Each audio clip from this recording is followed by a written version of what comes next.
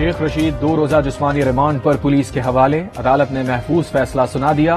Prosecutor کی 8 روزہ جسمانی ریمانڈ کی استدعا مسترد۔ شیخ رشید ایف8 کچہری میں پیشی کے وقت گر پڑے۔ سابق وزیر داخلہ کو ہتھکڑی لگا کر عدالت لایا گیا۔ عدالتی حکم پر ہتھکڑی کھول دی گئی۔ عمران خان کو نااہل یا جیل میں بھیجنے کا پلان کیا جا رہا ہے۔ عمران خان کو زہر بھی دیا جا سکتا ہے۔ شیخ رشید کی عدالت میں گفتگو۔ عدالت کے باہر کارکنان کی بڑی تعداد موجود۔ شیخ رشید کے حق میں نعرے لگائے۔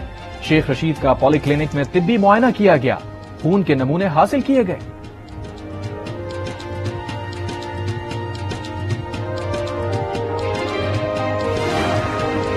ممنوعہ فنڈنگ کیس میں تحریک انصاف کی درخواست خارج۔ اسلام آباد ہائی کورٹ کے لارجر بینچ نے فیصلہ سنا دیا۔ پی ٹی آئی کو شو کاز نوٹس جاری کرنا اور فیکٹ فائنڈنگ رپورٹ درست قرار۔ پی ٹی آئی نے الیکشن کمیشن کی فائنڈنگ کمیٹی کے فیصلے کو چیلنج کیا تھا۔ کاغذات نامزدگی میں مبینہ بیٹی ٹہریان کو ظاہر نہ کرنے پر عمران خان کے خلاف نااہلی کیس۔ اسلام آباد ہائی کورٹ کا لارجر بینچ تشکیل دینے کا فیصلہ۔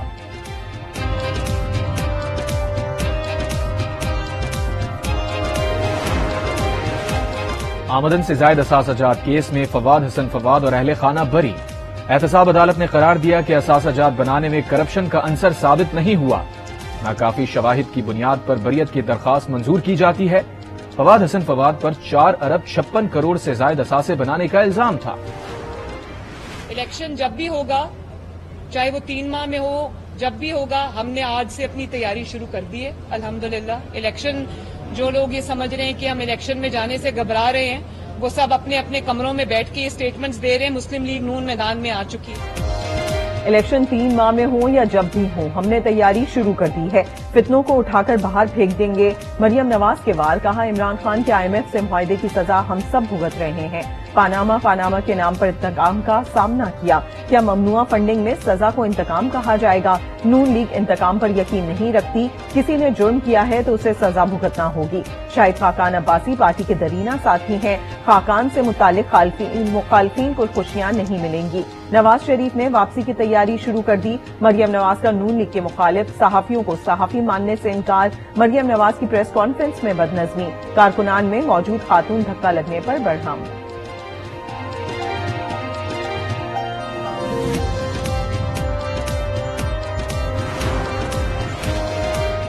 نون لیگ آصف زرداری کا کوئی سیاسی مستقبل نہیں۔ اگر الیکشن کی تاریخ نہیں دیں گے تو ان پر آرٹیکل 6 لاگو ہوگا۔ فواد چودھری کی گفتگو۔ حماد اظہر بولے معیشت سیاسی استحکام سے مستحکم ہوگی۔ سنجیدہ معاشی اقدامات لینا ضروری ہے، ورنہ مزید نقصان کا اندیشہ ہے۔ حسان خاور کہتے ہیں حکومت خوفزدہ ہے، عوام میں جانا نہیں چاہتی۔ مریم نواز نے بہاولپور میں خالی کرسیوں سے حلف لیا۔ قانونی کارروائی ہو رہی ہے، 15 کلو ہیروئن تو نہیں ڈالی۔ وزیر داخلہ رانا ثنا کی تنقید، کہا صرف قانون پر عمل ہوا ہے، قانون توڑنے پر جواب دینا پڑے گا۔ وزیر اطلاعات سندھ شرجیل میمن نے عمران خان کو جھوٹا قرار دے دیا، کہا آصف زرداری پر جھوٹے الزامات لگائے۔ عمران خان بتائیں آزاد ارکان کو جہازوں میں بھر کے لانے کے کتنے پیسے دیے، توشہ خانہ کے تحفے کتنے میں خریدے اور بیچے۔ شہری رحمان بولی عمران خان ہر بار دوسروں پر ملبہ ڈال کر بری نہیں ہو سکتے، قوم کے سوالات کے جواب دینے ہوں گے۔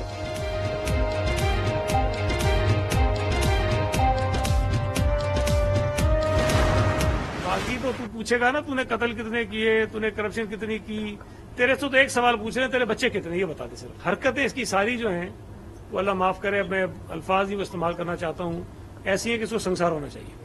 اور عمران خان ایک فتنہ ہے، اور پھر اس فتنے سے کئی فتنے پیدا ہوئے۔ عمران خان فتنہ ہے۔ عمران سے پوچھیں گے تو نے کتنے قتل کیے، تیرے کتنے بچے ہیں۔ سعید غنی کے عمران خان پر ذاتی حملے۔ سعید غنی نے معیشت کی تباہی کا ذمہ دار بھی عمران خان کو قرار دے دیا۔ آصف زرداری پر الزامات کی تحقیقات کا مطالبہ، کہا راولپنڈی کا شیطان بد کردار اور نالہ لئی کی پیداوار ہے۔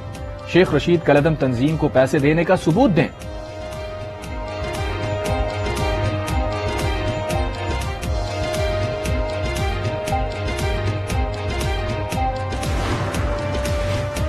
عمران خان نے جھوٹ بولا ہے، الیکشن نہ کروانے کا کوئی خط نہیں لکھا۔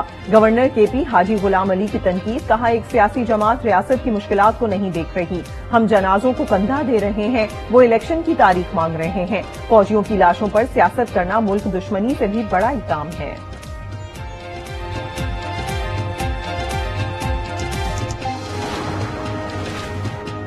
پشاور دھماکے کے حملہ کی ویڈیوز آج نیوز کو مل گئیں۔ ویڈیوز میں حملہ کو پولیس لائنز میں داخل ہوتا دیکھا جا سکتا ہے۔ حملہ 12:36 پر پولیس لائنز میں داخل ہوا، 12:42 پر مسجد کی طرف جاتے ہوئے نظر آیا۔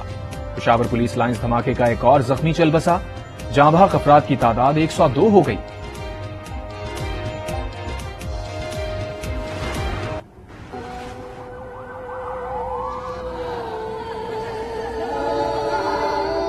ہم اپنے ایک ایک شہید کا بدلہ لیں گے، ہم قربانیوں کو رائیگاں نہیں ہونے دیں گے انشاءاللہ۔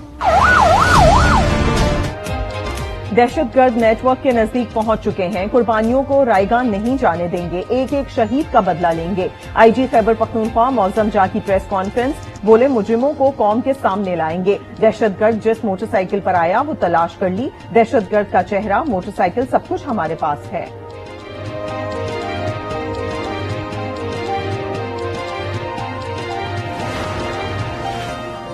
چینی صدر اور وزیر اعظم کی پشاور حملے کی مذمت، صدر مملکت عارف الوی اور وزیر اعظم شہباز شریف کے نام پیغام، کہا چین ہر قسم کی دہشت گردی کی بھرپور مخالفت کرتا ہے، خطے اور دنیا میں امن و سلامتی کو مشترکہ طور پر برقرار رکھنے کے لیے پاکستان کے ساتھ انسداد دہشت گردی کے تعاون کو مزید بڑھانے کے لیے تیار ہیں۔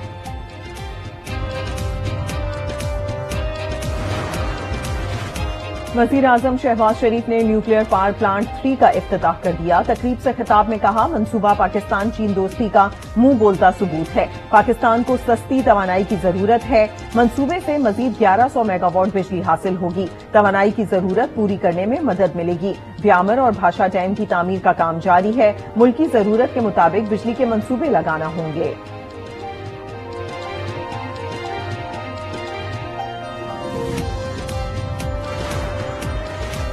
شاہد خاقان عباسی کے بعد دیگر لیگی ارکان بھی ساتھ چھوڑنے لگے۔ جڑانوالا سے سابق رکن اسمبلی رائے حیدر علی خان نے ساتھیوں سمیت پی ٹی آئی میں شمولیت کا باضابطہ اعلان کر دیا۔ عمران خان سے ملاقات میں تحریک انصاف کے سیاسی ایجنڈے کی تائید کر دی۔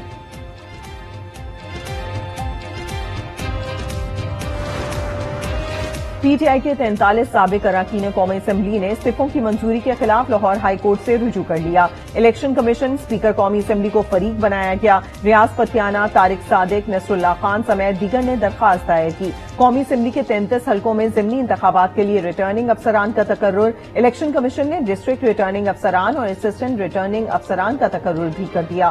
کاغذات نامزدگی 6 سے 8 فروری تک وصول کیے جائیں گے۔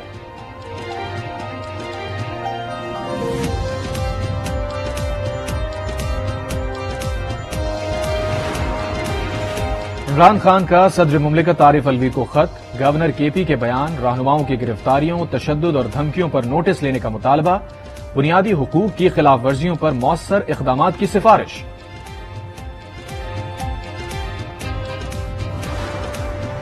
صحافی عمران ریاض کو حراست میں لیے جانے کے بعد کیوں پیش نہیں کیا؟ لاہور کی مقامی عدالت کا اظہار برہمی۔ ایف آئی اے سے عدم پیشی سے متعلق رپورٹ طلب کر لی۔ عمران ریاض کو 2022 میں درج مقدمے میں رات گئے لاہور ایئرپورٹ سے حراست میں لیا گیا۔ ایف آئی اے نے کاف لیگ کے لیگل ایڈوائزر کو بھی حراست میں لے لیا۔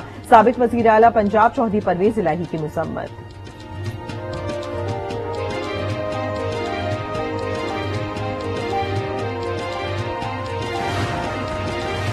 ارشد شریف قتل کیس کی تحقیقاتی کمیٹی یو اے ای سے پاکستان پہنچ گئی۔ ارشد شریف کے آخری دنوں کی ملاقاتوں اور رابطوں کی معلومات حاصل کی۔ جی آئی ٹی اپنی رپورٹ مرتب کر کے سپریم کورٹ میں جمع کروائے گی۔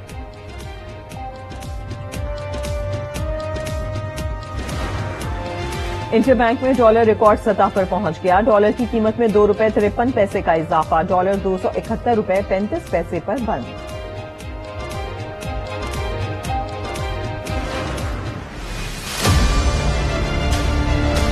پاکستان 6.1 میں ترقی کر رہا تھا، 2016-17 میں دنیا کی 24ویں بڑی معیشت بن گیا۔ اس ملک کی بدقسمتی ہے کہ 5 سال کے تجربوں نے اس ملک کو وہاں لا کے کھڑا کر دیا کہ 2022 میں یہ دنیا کی 47ویں معیشت بدقسمتی بن چکی ہے۔ عمران حکومت نے معیشت کو 24 سے 47ویں نمبر پر پہنچا دیا۔ وزیر خزانہ اسحاق ڈار کا الزام۔ نیشنل اسلامک اکنامک فورم سے خطاب میں کہا ملک میں جلد سے جلد سودی نظام کا خاتمہ کرنا چاہتے ہیں، مشترکہ کوشش سے اسلامک بینکنگ نظام لانے میں کامیاب ہوں گے۔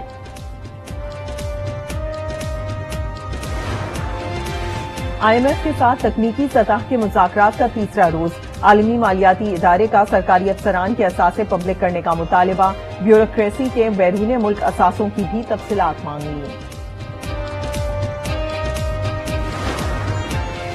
کراچی میں خاتون کی DSP سے بدتمیزی، ویڈیو منظر عام پر آ گئی۔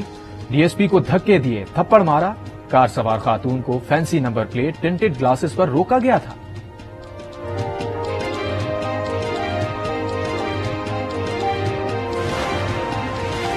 جعفر آباد بھاگ ناڑی میں 2 گروپوں میں فائرنگ، 6 افراد جاں بحق 2 زخمی، واقعہ زمین کے تنازع پر پیش آیا۔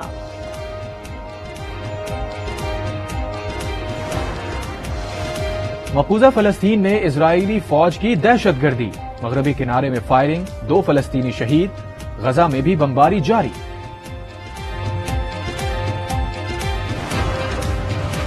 برطانیہ میں اساتذہ، ایمبولینس، ٹرین اور بس ملازمین سمیت 124 سرکاری محکموں کے 5 لاکھ ورکرز نے ہڑتال کر دی۔ مظاہرین کا حکومت سے تنخواہوں میں اضافے کا مطالبہ۔